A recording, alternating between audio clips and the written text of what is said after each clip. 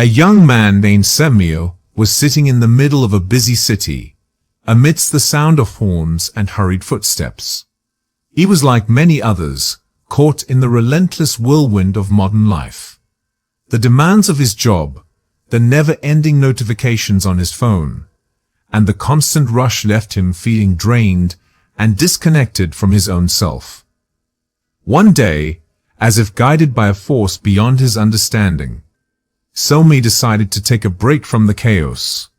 He embarked on a solo journey, hoping to find solace and meaning in the world outside of his daily routine. He traveled far and wide, visiting serene places and meeting people from diverse backgrounds. His quest for peace led him to the foothills of a tranquil mountain range, where he stumbled upon a hidden gem, a Buddhist temple.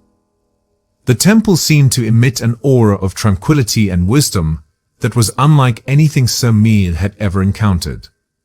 The atmosphere was serene, and the air was filled with a sense of calm that immediately drew him in. As he explored the temple grounds, he noticed the monks, clad in saffron robes, moving gracefully through their daily routines. There was an air of contentment about them that Samuel found deeply appealing. Intrigued by what he had stumbled upon, Samuel decided to stay for a while and learn from the monks. Little did he know that this decision would set the stage for a profound and transformational journey.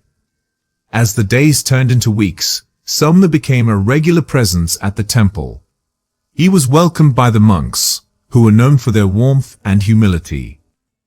Among them, there was one monk who stood out, Master Bhikkhu. He was an elderly monk with a long white beard and eyes that sparkled with wisdom. One evening, as the sun dipped below the horizon and the temple was bathed in the soft glow of lantern light, Samuel found himself sitting in front of Master Bhikkhu. The old monk began to speak, his voice carrying the weight of years of experience. "Welcome, young traveler," Master Bhikkhu said with a smile. "I sense that you are searching for something that eludes you in the chaos of the world. I will teach you the 7 things you should do every evening, as taught by the Buddha. These practices will lead you to inner peace, happiness, and spiritual growth." Samuel nodded eagerly, his curiosity piqued. He was ready to embark on this journey of self-discovery and transformation. The first practice that Master Bhikkhu introduced to Samuel was reflection. In the quietude of the temple, Samuel learned the art of introspection and self-awareness. He was given a simple meditation technique to observe his thoughts and emotions without judgment. At first, Samuel struggled. His mind was a turbulent sea of thoughts, worries, and anxieties. But with patient guidance from Master Bhikkhu, he began to make progress. Each evening, he would sit in meditation, observing the ebb and flow of his thoughts like leaves floating on a river. As days turned into weeks, Samuel noticed a change within himself. He became more aware of his thoughts and emotions, and he learned to let go of the day's worries during his evening reflection. It was as if a burden had been lifted from his shoulders, and a sense of lightness filled his heart. In the second chapter of his journey, Samuel delved into the practice of gratitude. Master Bhikkhu taught him the power of being thankful for the simple things in life. Samuel was encouraged to express gratitude for the food he ate, the shelter he had, and the people who had touched his life. One evening, as Samuel sat down for a humble meal with the monks, he paused to truly savor the flavors and aromas of the food. He felt grateful for the nourishment it provided and for the hands that had prepared it. He began to see beauty in the ordinary, and his heart swelled with appreciation. Master Bhikkhu shared stories of the Buddha, who had expressed gratitude for every meal, no matter how meager. The Buddha's gratitude was not just a formality, but a deep acknowledgement of the interconnectedness of all beings. Samuel realized that by cultivating gratitude, he was not only nourishing his own soul, but also fostering a sense of unity with the world around him. Forgiveness, the third practice, presented Samir with a unique challenge. He had to confront his own grudges and resentments, as well as the wounds from his past. Master Bhikkhu shared stories from Buddha's life, illustrating the power of forgiveness and compassion. One evening, as Samir sat in meditation, he found himself revisiting past conflicts and grievances. The weight of anger and resentment had held him captive for too long. With each breath, he began to let go. He forgave those who had wronged him, and most importantly, forgave himself for past mistakes. As Samir embraced forgiveness, he felt a profound sense of liberation. It was as if he had unshackled himself from chains that had bound him for years. He understood that forgiveness was not a sign of weakness but a path to inner strength and peace. Letting go of attachments and desires became the focus of the fourth chapter of Samir's journey. In a world that constantly urged him to acquire more, he faced the challenge of releasing his materialistic desires and embracing contentment. Master Bhikkhu guided Samir through this process, helping him recognize the impermanence of worldly possessions. Samir began to let go of his attachment to material things, understanding that true happiness was not dependent on external possessions. One evening, as Samir gazed at the setting sun, he realized the profound truth that had eluded him for so long. He understood that the more he clung to things, the more he suffered. By letting go, he found a sense of freedom and lightness that he had never experienced before. Compassion took center stage in the fifth chapter of Samir's journey. He learned that true compassion extended not only to those he loved, but to all living beings. Master Bhikkhu shared stories of kindness and selflessness, inspiring Samir to cultivate a compassionate heart. Samir began to perform acts of compassion, both within the temple and in the surrounding community.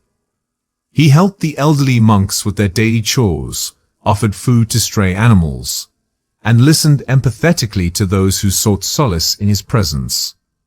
With each act of compassion, he felt his heart expand, and a deep sense of fulfillment washed over him.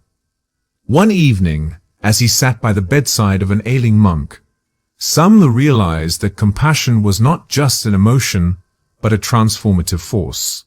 It had the power to heal wounds, mend broken spirits, and bring solace to those in need. Through compassion, he discovered a profound connection to all living beings, transcending the boundaries of self. Mindfulness became a pivotal practice for Samir in the sixth chapter of his journey. He learned to be fully present in the moment, savoring the beauty of life's simple pleasures. Master Bhikkhu introduced him to mindfulness meditation, which involved focusing on the breath and observing sensations without judgment. At first, Samir's mind continued to wander, but he persevered. He practiced mindfulness during his daily activities, from walking to eating, and even while performing mundane tasks. Gradually, he began to experience moments of deep presence and clarity. One evening, as he sat under a Bodhi tree in the temple garden, Samir felt a profound sense of connection to the world around him.